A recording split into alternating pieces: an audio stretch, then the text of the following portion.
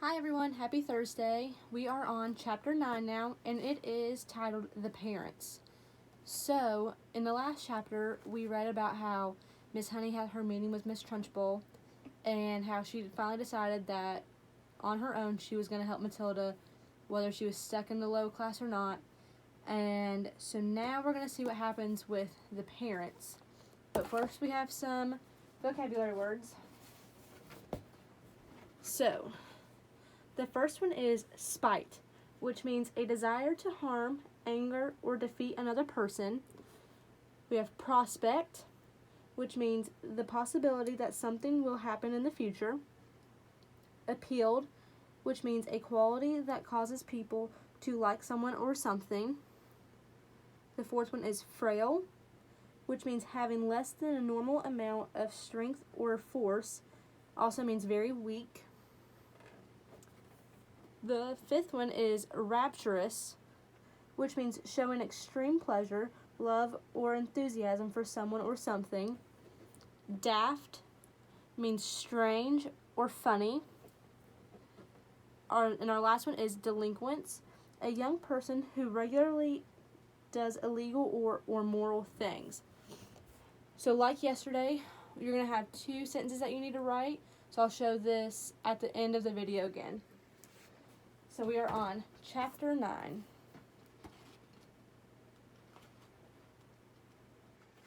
The parents. When Miss Honey emerged from the headmistress's study, most of the children were outside in the playground. Her first move was to go round to the various teachers who taught the senior class and borrow from them a number of textbooks on algebra, geometry, French, English literature, and the like. Then she sought out Matilda and called her into the classroom. "There is no point," she said, "in you sitting in class doing nothing while I am teaching the rest of the form the 2 times table and how to spell cat and rat and mouse. So during each lesson I shall give you one of these textbooks to study. At the end of the lesson you can come up to me with your questions if you have any, and I shall try to help you. How does that sound?" "Thank you, Miss Honey," Matilda said. "That sounds fine." "I am sure," Miss Honey said, "that we'll be able to get you moved into a much higher form later on, but for the moment the headmistress wishes you to stay where you are." "Very well, Miss Honey," Matilda said. "Thank you so very much for getting those books for me." What a nice child she is, Miss Honey thought. I don't care what her father said about her. She seems very quiet and gentle to me, and not a bit stuck up in spite of her brilliance. In fact, she hardly seems aware of it. So when the class reassembled, Matilda went to her desk and began to study a textbook on geometry which Miss Honey had given her. The teacher kept half an eye on her all the time and noticed that the child very soon became deeply absorbed in the book. She never glanced up once during the entire lesson. Miss Honey, meanwhile, was making another decision. She was deciding that she would go herself and have a secret talk with Matilda's mother and father as soon as possible. She simply refused to let the matter rest where it was. The whole thing was ridiculous. She couldn't believe that the parents were totally unaware of the daughter's remarkable talents. After all, Mr. Wormwood was a successful motor car dealer, so she presumed that he was a fairly intelligent man himself. In any event, parents never underestimated the abilities of their own children. Quite the reverse. Sometimes it was well nigh impossible for a teacher to convince a proud father or mother that their beloved offspring was a complete nitwit. Miss Honey felt confident that she would have no difficulty in convincing Mr. and Miss Wormwood that Matilda was something very special indeed. The trouble was going to be to stop them from getting over-enthusiastic. Do you think that they're going to be over-enthusiastic about Matilda being super smart? And now Miss Honey's hopes began to expand even further. She started wondering whether permission might not be sought from the parents for her to give private tuition to Matilda after school. The prospect of coaching a child as brilliant as this appealed enormously to her professional instinct as a teacher, and suddenly she decided that she would go and call on Mr. and Miss Wormwood that very evening. She would go fairly late, between 9 and 10 o'clock, when Matilda was sure to be in bed. And that is precisely what she did. Having got the address from the school records, Miss Honey set out to walk from her own home to the Wormwoods' house, shortly after 9. She found the house in a pleasant street, where each smallish building was separated from its neighbors by a bit of garden. It was a modern brick house that could not have been cheap to buy, and the name on the gate said, "Cozy Nook." Nosy Nook might have been better, Miss Honey thought. She was given to playing with words in that way.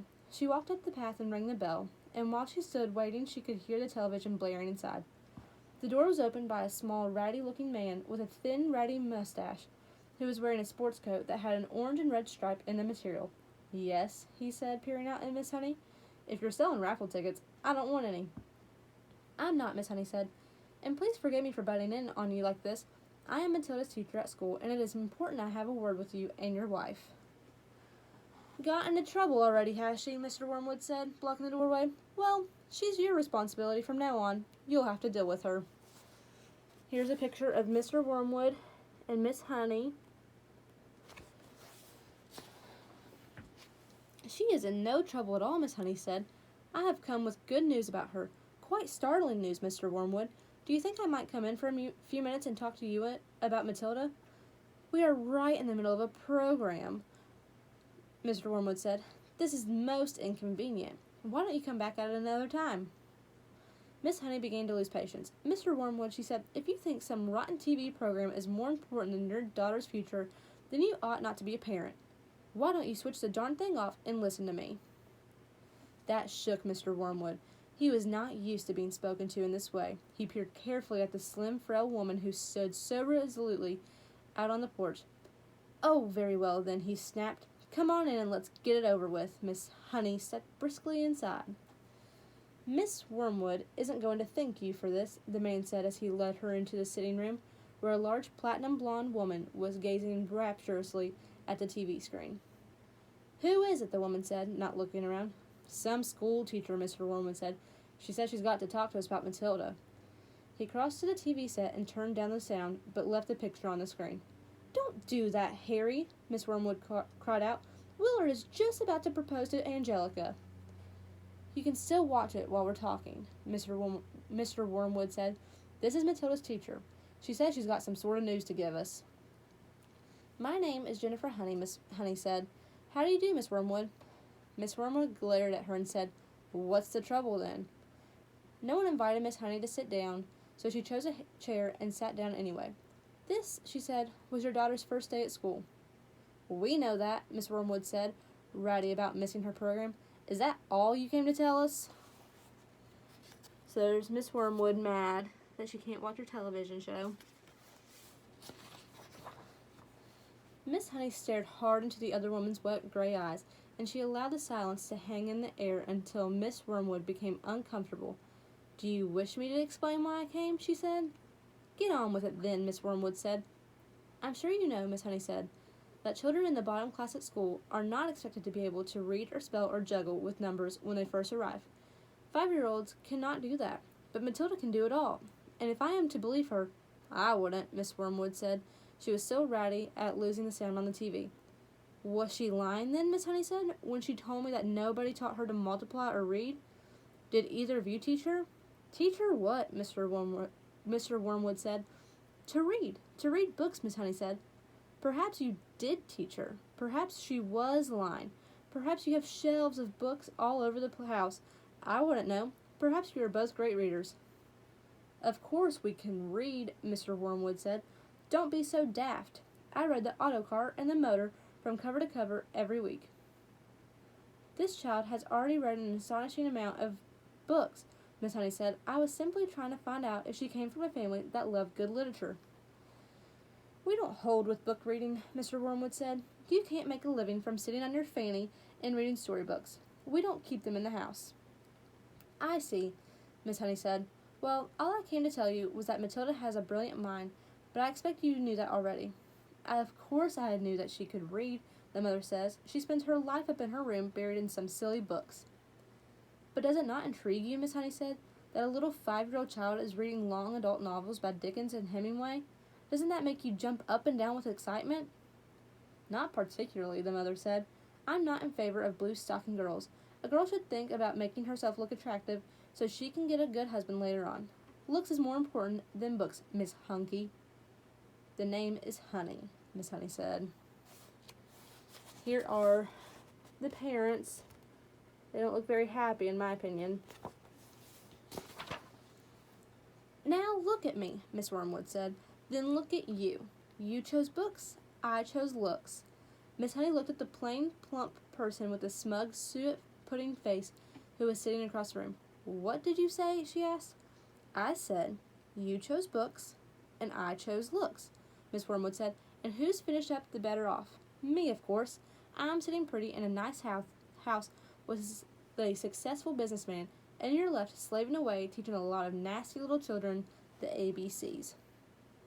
Quite right, Sugar Plum, Mr. Wormwood said, casting a look of such simpering sloppiness at his wife.